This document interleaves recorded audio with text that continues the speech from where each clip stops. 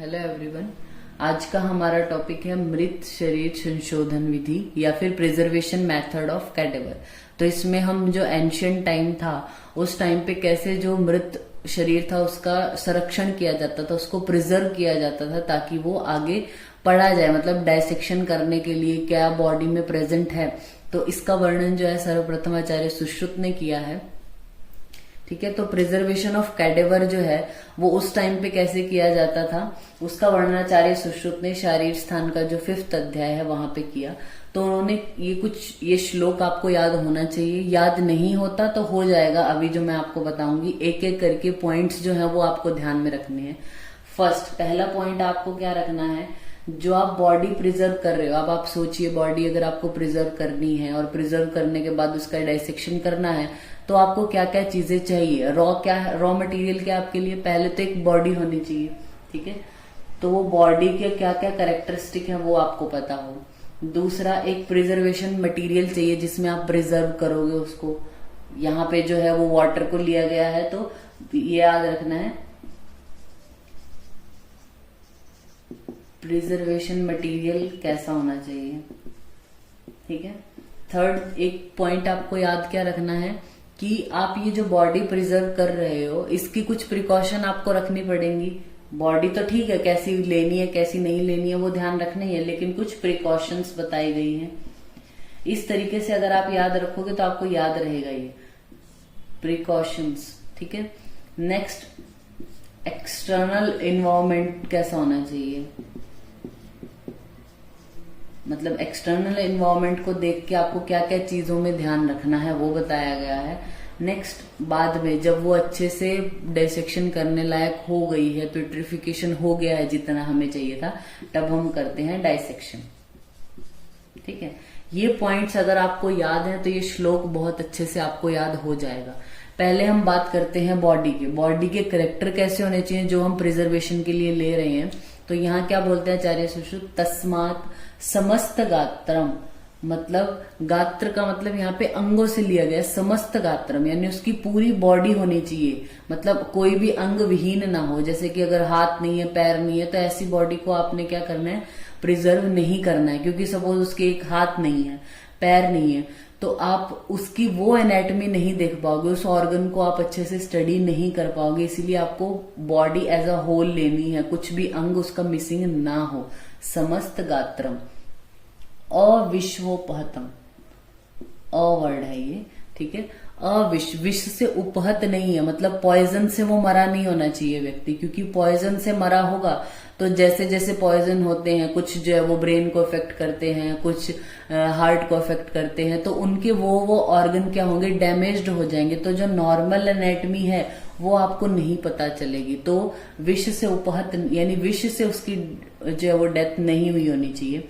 अदीर्घ व्याधि पीड़ितम, यहाँ पे भी अ वर्ड है ये।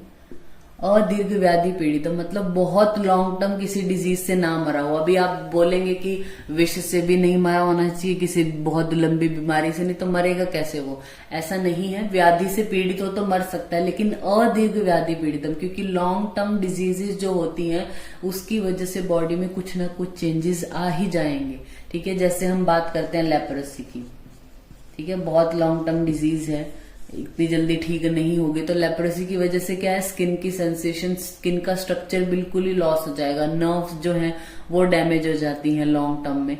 तो क्या होगा, तो लेप्रोसी यानी बहुत दीर्घ काल से चली हुई आती है, तो उस व्याधि से पीड़ित हो तो उसको नहीं लेना है। ऐसे ही लेप्रोसी के अलावा कोई भी एग्जाम्पल जो बहुत लॉन्ग टर्म डिजीज चलती है, क्योंकि उससे बॉडी में कुछ ना कुछ चेंजेस आते हैं। तो आपको नॉर्मली वो चीज कैसी दिखाई देती है, वो ऑर्गन वो स्ट्रक्चर कैसा दिखाई देता है वो आपको नहीं पता चल पाएगा। नेक्स्ट है अवर्ष सतिकम, मतलब कि वो 100 इयर्स का नहीं हुआ होना चाहिए। इससे क्या है, यानी एक एज फैक्टर आपको बताया। अब यहाँ पे 100 वर्ष से कम का होना चाहिए, सिर्फ ऐसा ही नहीं लेना, ऐसा नहीं कि 5 साल के बच्चे को आप प्रिजर्व कर लोगे जाके। तो यहाँ पे क्या है, एज कैसा है, एज फैक्टर को यहाँ पे बताया गया। कुछ चीजें ऐसी हैं जो नहीं बताई जाती फिर भी आपको समझ लेना है उसको। तो एज फैक्टर क्या बोला कि 100 साल से ज्यादा का नहीं होना चाहिए, मतलब एक्यूरेट एज होनी चाहिए उसकी, क्योंकि ज्यादा एज में क्या होगा, डिजेनरेशन होने लगता है, एट्रोफी होने लगती है कुछ ऑर्गन्स की। जैसे अगर हम फीमेल में बात करें तो यूट्रस एट्रोफी हो जाती है, तो आप नॉर्मली वो कैसा किस तरीके का दिखाई देगा वो आपको नहीं पता चलेगा। और इससे पहले अगर हम बात करें, बहुत चाइल्डहुड फेज में भी आप प्रिजर्व नहीं करते हो, क्योंकि उनकी तो धातुएं बनी ही नहीं होती है, उनकी बॉडी अच्छे से डेवलप ही नहीं होती है। तो एक्चुअल जो एडल्ट पीरियड में जो बोन, कोई भी स्ट्रक्चर, कोई भी टिश्यू कैसा दिखाई देता है वो आपको नहीं पता चलेगा, क्योंकि यहाँ पे बना नहीं है। और बहुत एज जब हो जाती है तो वो क्या हो जाता है, डिजेनरेटिव फेज में चला जाता है। तो एज फैक्टर भी एक इम्पॉर्टेंट फैक्टर है। और अवर्ष सतिकम ये वर्णन आया, अभी तो 100 साल कोई लॉन्ग टर्म इतना जीता ही नहीं है, ये उस टाइम की बात है जब आचार्य सुश्रुत ने वर्णन किया है, तब एज उतनी होती थी लोगों की। तो हमें इससे क्या समझना है कि एज एक्यूरेट होनी चाहिए, मतलब वो बहुत चाइल्डहुड फेज में भी नहीं होना चाहिए और बहुत ज्यादा एज भी नहीं होनी चाहिए कि हमें उसके ऑर्गन्स का ही पता ना चले।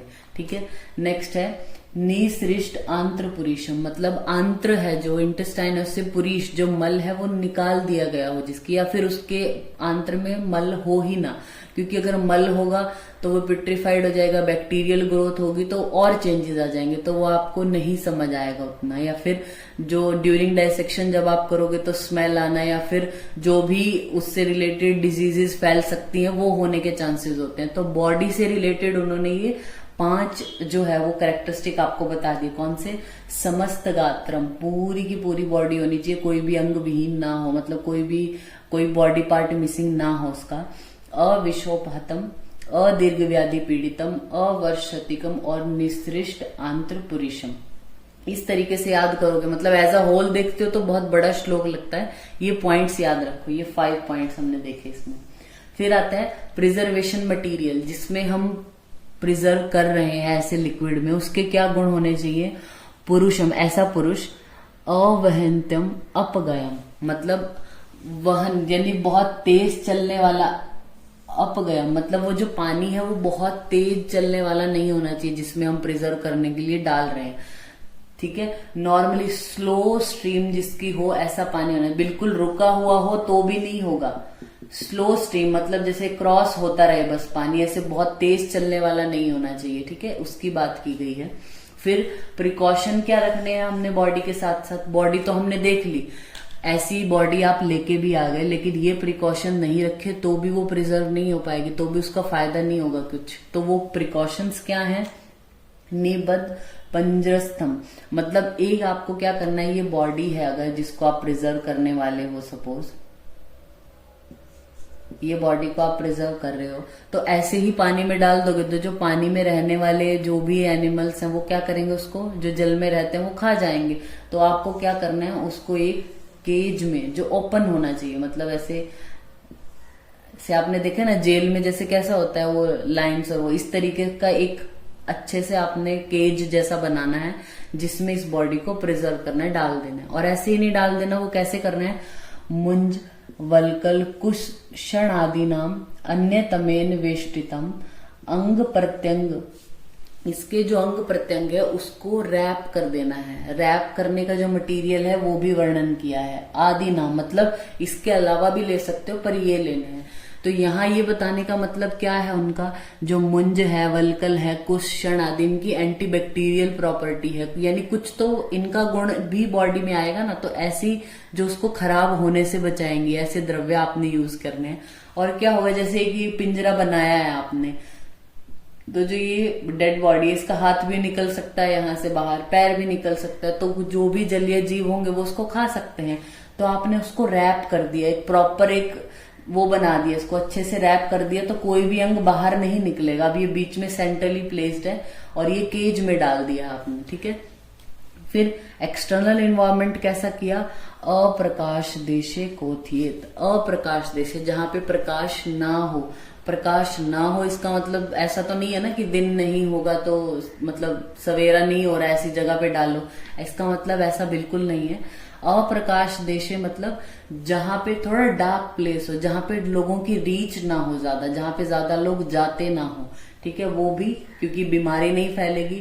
और अप्रकाश देशे मतलब जो भी कुछ ऐसे जीव जंतु होते हैं जो क्या होंगे, बॉडी को खा जाएं या फिर खा जाने की आशंका ऐसी बनी रहे, तो किसी ऐसे डार्क प्लेस पे जहां किसी की मूवमेंट ज्यादा ना हो, ऐसे जगह पे आपको उसको रखना है। ठीक है, तो ये एक्सटर्नल इन्वायरमेंट ऐसा होना चाहिए। फिर उसके बाद क्या हुआ, डायसेक्शन करना है अब हमें। तो सम्यक प्रकुतितम च उद्रेत, जब आपको लगे प्यूट्रिफिकेशन सम्यक हो गया है तो आपको उसको निकाल लेना है। ततो देह, उस देह का क्या करना है, सप्तरात्राद उशीर बाल वेणु वलकल कुर्च आदि नाम अन्यतमेन, मतलब ये कैसी चीजें बोलिए जो स्क्रैप करने का काम करेंगे, ठीक है, स्क्रैपिंग में हेल्प करती हैं, ऐसे द्रव्य इन्होंने लिए। और शनेर शनेर अवघर्षण, उसका अवघर्षण करना है, बॉडी को स्क्रैप करना है। त्वग आदि नाम, जो स्किन है, पहले स्क्रैपिंग स्किन की होगी तो लेयर बाय लेयर उसको निकालना है। बाह्य अभ्यंतराद अंग प्रत्यंग विशेषान, अब आपको बाह्य एक्सटर्नल से मतलब त्वक का घर्षण कर करके एक लेयर, फिर सेकंड लेयर, बाहर से अंदर की तरफ जाना है। और सभी अंग प्रत्यंग जो विशेष हैं, यथोक्तान लक्षणेत चक्षुषा, लक्ष्येत चक्षुषा, मतलब उसको अपनी आंख से देखना है, मतलब डायसेक्शन कैसे करना है वो यहाँ पे बात की गई है। तो ये 5 पॉइंट्स, बॉडी कैसी हो, समस्त गात्रम, अविशोपहतम, अदीर्घ व्याधि पीड़ितम, अवर्ष सत्तिकम और निःसृष्ट आंत्र पुरुषम। प्रिजर्वेशन मटेरियल कैसा हो, अवगायनते आप गया, मतलब जो वाटर है वो इतना ज्यादा स्लो जो है वो स्लो स्ट्रीम हो उसकी, लेकिन बहने वाली नदी में, बहुत बहने वाली नदी में नहीं डालना है। प्रिकॉशंस में क्या करना है, उसको जो एक हमने केज जैसा बनाया है वैसे एक केज में डालना है। मुंज वलकल कुश आदि से ढकना है, उसके अंगों को रैप कर देना है ताकि कोई भी अंग बाहर ना निकले उस टाइम पे।